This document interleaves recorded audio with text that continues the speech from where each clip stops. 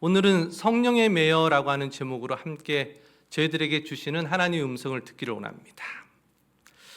사도행전 20장 22절에 있는 말씀인데요, 우리 다 함께 읽어보겠습니다. 이제 나는 시작.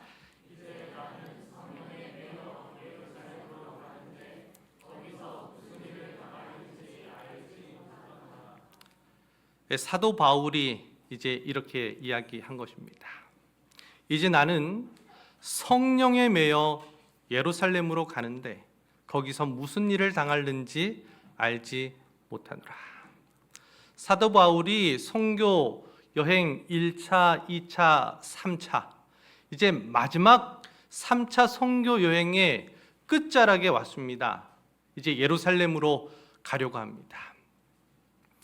오순절이 시작되기 전에 사도 바울은 예루살렘으로 가기를 원하고 있습니다.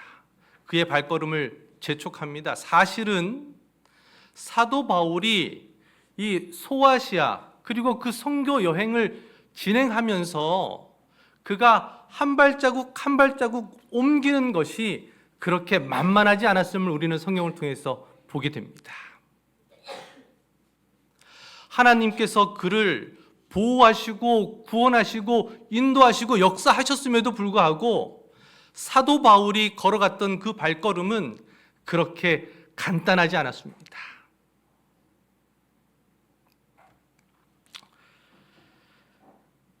오늘 우리는 하나님께서 이 사도 바울을 그러한 한 발자국도 옮기기가 만만치 않게 살아가고 있었던 이 사도 바울을 성경은 이렇게 얘기합니다.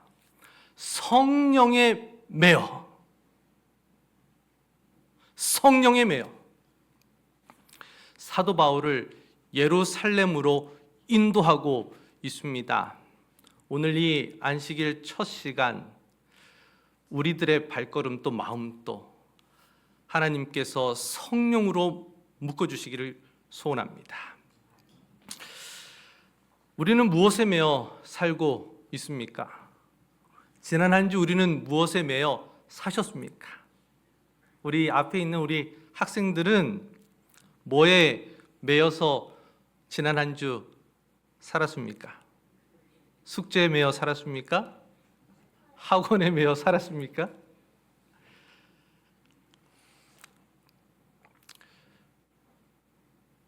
취업을 준비하는 우리 청년들은 취업 준비에 매여 살고 있고, 또 우리 모든 사람들은 어떠한 어려움과 고민과 걱정에 매여서 살고 오늘 이 안식일을 맞이했는지 모르겠습니다.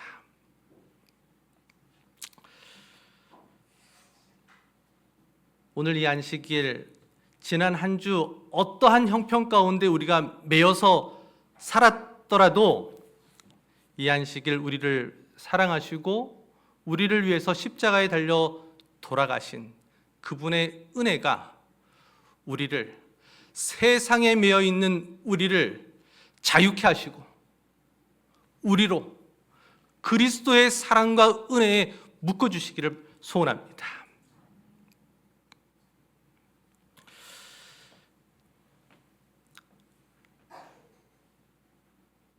제가 이 교회로 오는데 길거리에 학생들이 이제 학교를 마치고 어디론가 바쁘게 가는데 제 눈에 보이는 학생의 숫자가 상당히 많습니다. 셀 수 없을 정도로 많아요. 그런데 그 대부분의 학생의 손에 뭐가 들려 있어요? 초등학생, 중학생, 고등학생 할 것 없이 다 뭐 들고 있어요?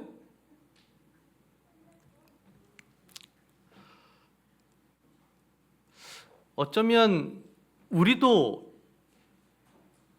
핸드폰에 매여 매일을 살고 있지 않습니까? 제가 어느 날 아침에 이제 일어났는데 제 그 머리맡에 핸드폰이 이렇게 있는 겁니다.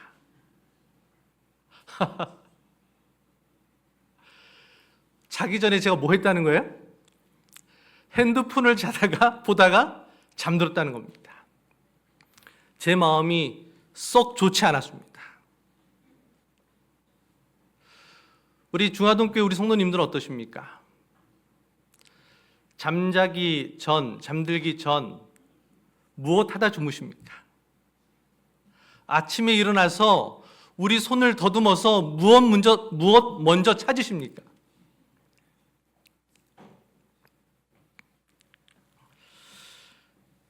카톡에 이런저런 트위터에 유튜브에 우리가 혹시 매여서 우리를 속량하시고 구원하신 예수님을 잊고 살고 있지 않았는가? 한번 이 시간 우리가 다시 한번 성령의 음성을 듣기를 원합니다.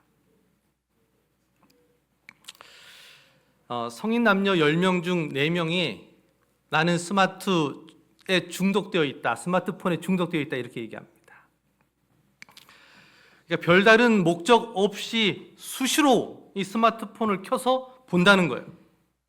전화가 온 것도 아니고 전화를 걸 것도 아닌데 이 별다른 목적 없이 스마트폰을 켜서 이렇게 본다는 겁니다. 또 이 스마트폰이 없으면 이 불안함을 느낀다는 거예요. 이제는 텔레비전보다 컴퓨터보다 뭐가 더 편해요?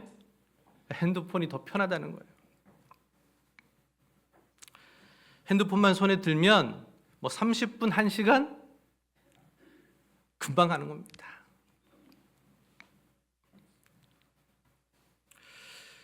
내가 직장에 나가서도 다른 일을 하면서도 뭐 보는 거예요? 핸드폰을 손에서 놓지 못한다는 겁니다. 우리 학생들은 어떻습니까? 핸드폰 없이 사는 거 괜찮습니까?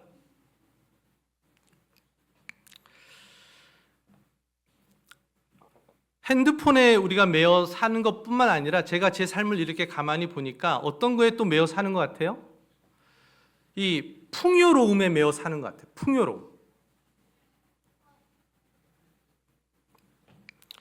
냉장고 열면 먹고 싶은 거, 과일들 다 있습니다. 그러면 내 마음이 어때요? 편안해요. 안정감을 찾습니다.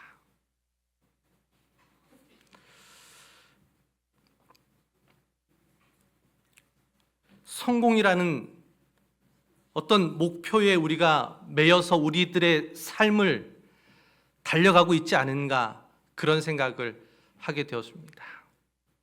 우리 중화동교회 우리 어린아이들로부터 우리 어른에 이르기까지 어떠십니까? 우리는 지난 한 주 정말 무엇에 매여 살아오셨습니까? 세상이 주는 풍요로움, 성공, 이런 것에 매여서 날마다 살아가도 괜찮을까요? 괜찮습니까? 오늘 이 시간 하나님께서 우리에게 사도 바울의 그 간증 속에서 하나님께서 우리에게 주시는 음성을 우리 모두가 다시 한번 들어보면 좋겠습니다. 실물교훈 158페이지에 이렇게 기록하고 있었습니다.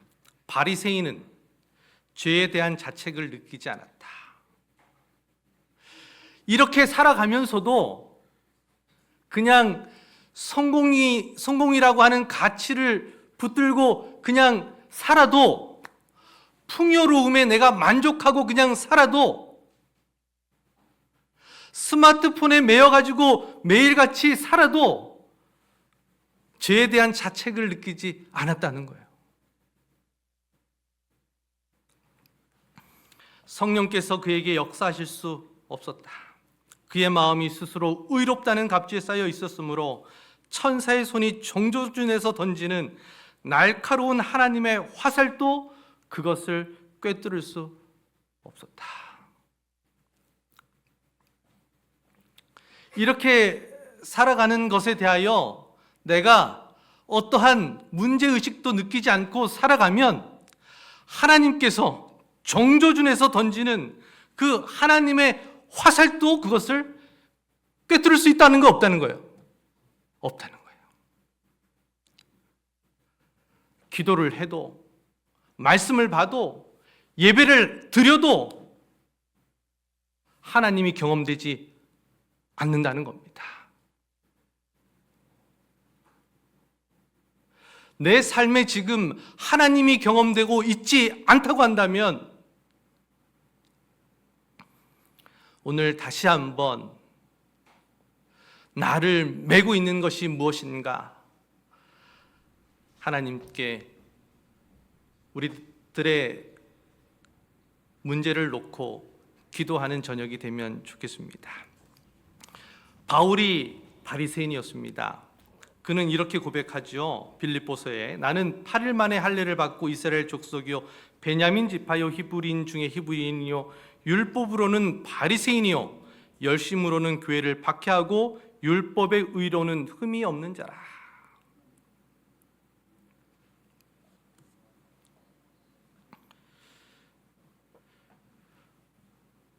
우리 아이들, 우리가 키우는 우리 아이들의 모습이 바울의 모습일 수 있어요.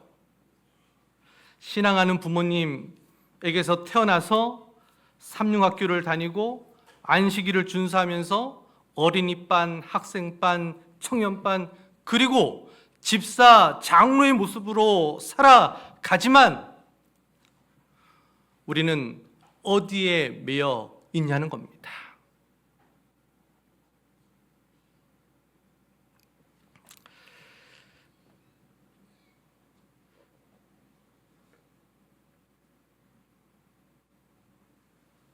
사울은 아버지 하나님, 아들 하나님과 완전히 조화되고 교제하기를 갈망하였으며 용서와 용납하심을 구하는 그의 열렬한 소망을 은혜의 보좌 앞에 뜨겁게 탄원하였다. 참회한 바리새인의 기도는 헛되지 아니하였다. 그의 마음의 가장 깊은 사상과 감정은 하나님의 은혜로 변화되었고 그의 고상한 능력은 하나님의 영원한 목적과 일치하게 되었다. 사울에게 있어서 그리스도와 그분의 의는 온 세상보다 더 귀중하게 되었다. 우리 학생들 학원 다녀야 되고 공부해야 되고 성공해야 합니다.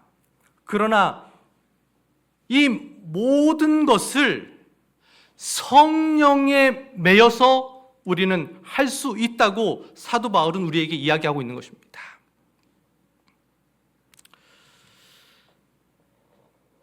이 사도 바울이 자기 자신에게 매였던 삶과 성령에 매인 삶, 이 자기 자신에게 매여서 사는 삶과 성령에서 매여서 사는 이 삶의 분수령, 무엇이 그의 삶을 이렇게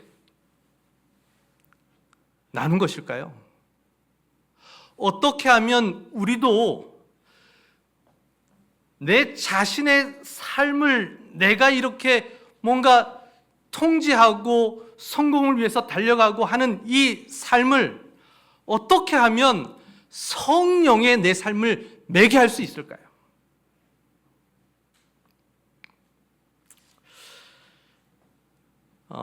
저희 교회 한 청년이 저한테 그런 얘기를 했어요. 지난 안식일에 목사님, 저를 위해서 기도 좀 해주십시오. 그래요. 어떤 기도를 하면 좋겠냐고 그랬더니 자기가 어디에서 일을 하는데 직장에서 특별한 어떤 사고가 일어나지 않게끔 그렇게 기도해달라는 거예요. 병원에서 일을 합니다. 그 앞전 근무자가 지난주에 병원에서 정말로 경험하기 어려운 어떤 일들을 당해서 너무 이렇게 힘들어하는 모습을 본인이 보고 이제 자기가 그 근무에 들어가는데 그 근무를 하는 동안에 그렇게 되면 교회 오기도 힘들고 너무 힘들어서 기도해달라는 거예요. 전에 저희가 그 제목으로 기도했던 적이 있어요.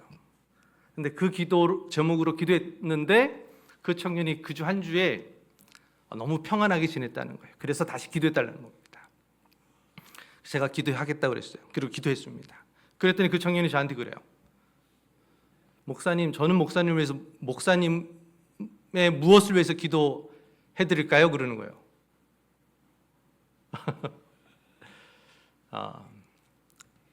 제가 그 청년에게 요지는 그렇습니다. 성령에 매여서 사는 삶을 살 수 있도록 그렇게 기도해 주면 좋겠다.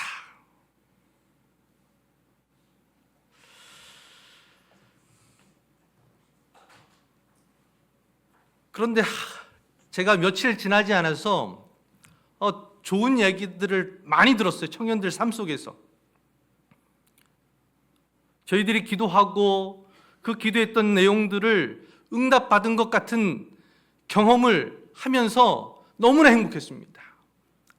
그래서 제가 한 청년에게 전화했어요. 특별한 날이라서 제가 전화했습니다. 그런데 그 청년의 목소리가 좋지 않아요. 좋지 않아요. 얘기인즉슨 너무나 기도하고 오래 준비한 어떤 일들이 이루어져 가는 과정 속에서 그 일이 자기 계획대로 되지 않았다는 겁니다. 제가 들어도 너무 낙담이 되더라고요.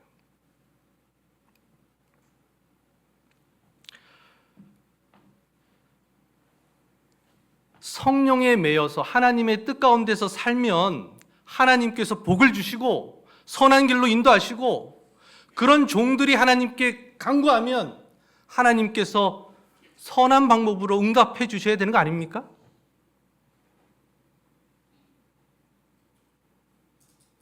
제가 기도하는 우리 청년들을 위해서 그 청년들의 삶이 정말로 풍요롭고 행복하고 믿음이 자라나는 그런 경험들을 해야 되는데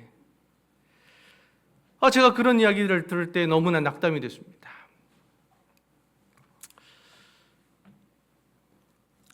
사도 바울, 그는 어떻게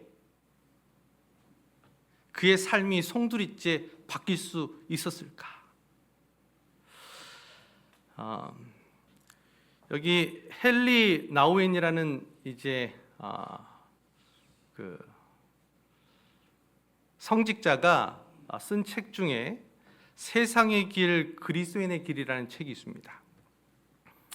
이 책에 나오는 내용 중에 이런 단어가 있어요. 상향성과 하향성이라는 단어가 나와요. 이 상향성과 하향성. 이 상향성과 하향성이라는 이 단어를 사용하면서 이 상향성이라고 하는 이 단어는 어떤 의미로 설명하냐면 더 높이, 더 많이, 더 크게 올라가려는 삶을 일컬어서 상향성이라고 이렇게 이 저자는 이렇게 이야기했어요. 반대로 하향성이라고 하는 이 단어를 사용하면서는 어떻게 이 저자는 이야기했냐면 자신을 낮추고 내려가는 삶을 설명했습니다. 더 높이, 그리고 더 큰 성공을 향해 나아가는 어떤 삶을 상향성이라고 이야기했다고 하면 하향성은 그 반대의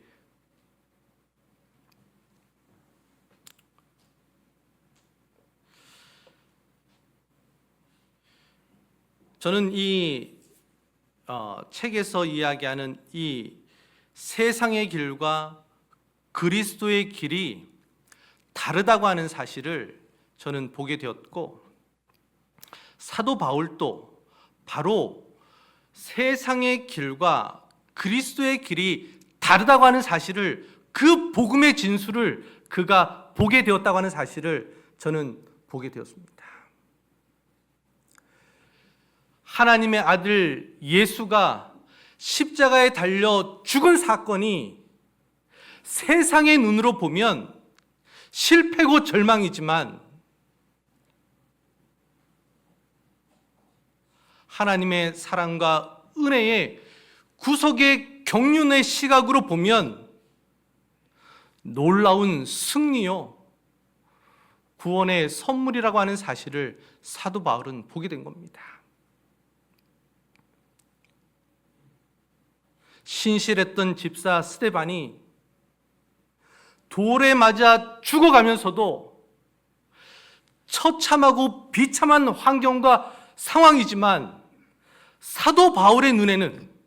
나중에 사도 바울의 눈에는 그것이 참된 믿음의 길이요, 하나님께 영광을 돌리는 삶이라고 하는 사실을 사도 바울은 보게 된 겁니다.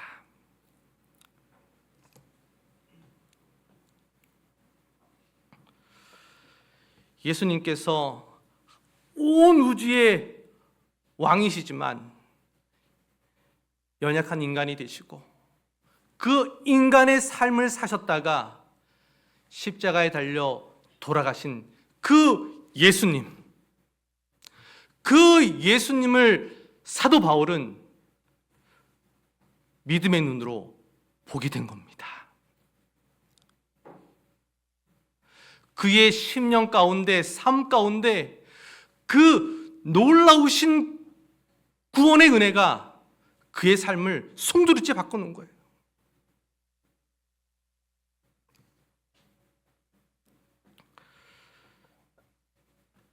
성경은 오늘 본문에 이렇게 얘기합니다. 예루살렘으로 가는데 거기서 무슨 일을 당하는지 알지 못하노라.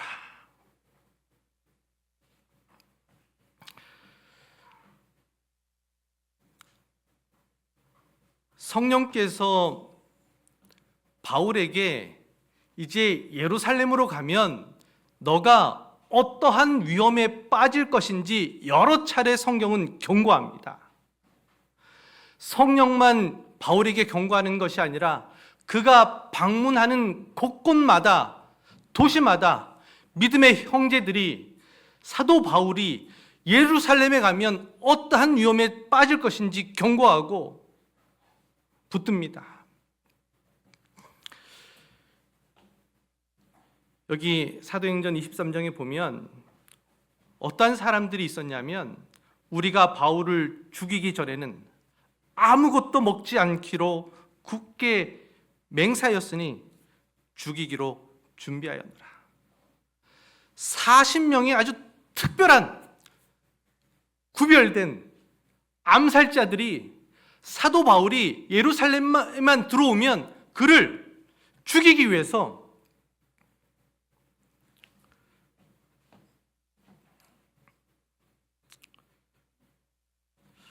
그런데 왜 사도 바울은 예루살렘으로 가려고 했을까요?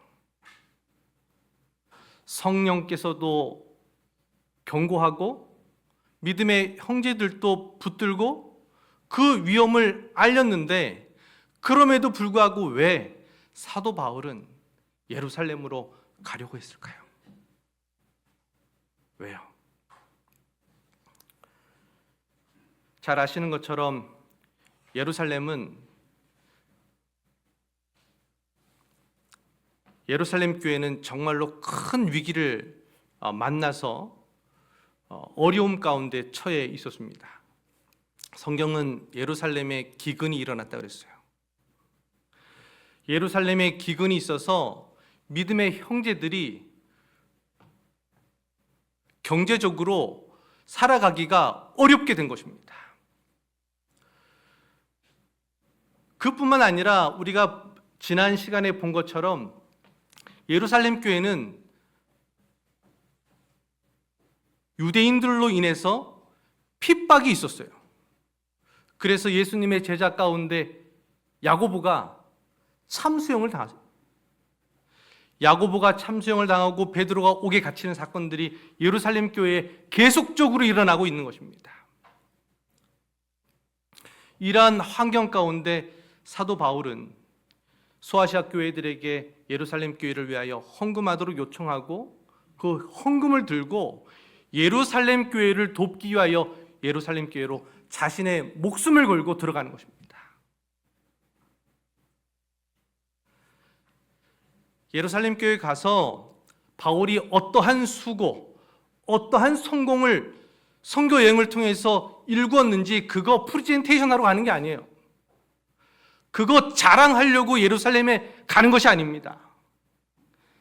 바울은 지금 예루살렘에 왜 가요? 어려움에 처한 이 교회를 살리기 위해서 자신의 목숨을 걸고 가고 있는 겁니다.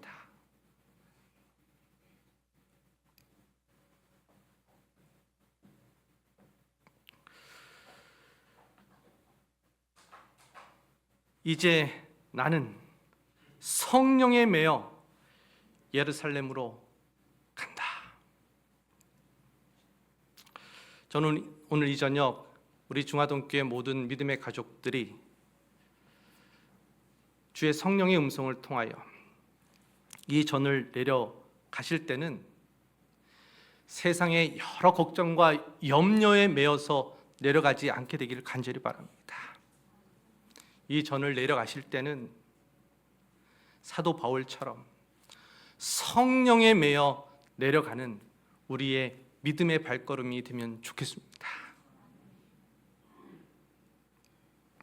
성공을 위하여 한 발, 두 발 딛는 것보다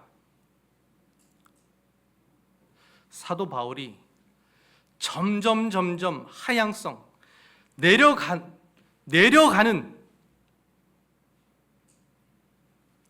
그 인생을 그가 살았지만 성령을 통하여 그가 살 때에, 기억하시죠? 빌립보서에 사도 바울이 옥중에 있으면서도 어떻게 하라고요? 내가 기뻐하고 기뻐하노니 너희들 또 어떻게 하라고요? 기뻐하라고요.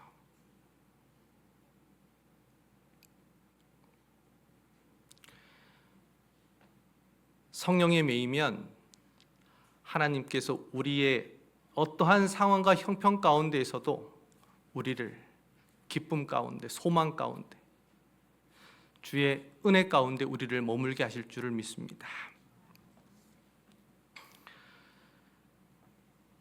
사도행전 20장 23절 24절에 계속 이렇게 얘기합니다. 성령이 각 성에게 성에서 내게 증언하여 결박과 환난이 나를 기다린다 하시나 내가 달려갈 길과 주 예수께 받은 사명 곧 하나님의 은혜의 복음 증언하는 일을 마치려 하면은 나의 생명을 조금도 귀한 것으로 여기지 아니하노라.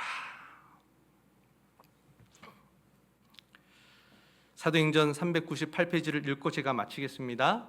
사도가 그토록 슬픈 마음으로 예루살렘을 향해 간 적이 이전에는 결코 없었다. 그는 친구는 적게 원수는 많이 만나게 되리라는 사실을 알았다. 그러나 낙담 중에서도 사도는 자기하지 아니하였다.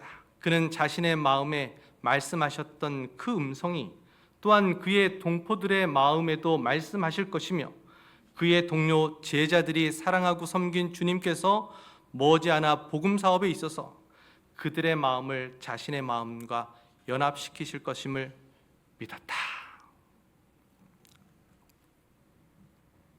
자신의 마음에 말씀하셨던 그 음성이 두려움과 염려 가운데 살아가는 믿음의 형제들의 마음을 자신의 마음과 연합시키실 것임을 믿었다는 겁니다. 우리 중화동교회 믿음의 가족들, 자녀들 키우고 직장 생활을 하고 여러 가지 형편 가운데 믿음을 유지하고 살아가는 것이 쉽지 않은 것 우리가 잘 압니다. 그러나 우리들 중에 한 사람이라도 먼저 성령에 매여 살면 그 성령에 매여 살게 하신 그 하나님의 음성이 우리들의 가족들, 자녀들, 출가한 우리들의 정말로 귀하고 귀한 자녀들, 그들의 마음을 그런 부모의 마음과 연합시킬 것임을 우리도 믿고 이 안식일 우리를 구원하시고 또 사랑하셔서 십자가에서 우리를 여전히 말씀하시는 그 예수님을 우리가 모두가 만나심으로 정말로 행복하고 감사하는 그런 안식이 되기를 간절히 바라면서 말씀을 마치겠습니다.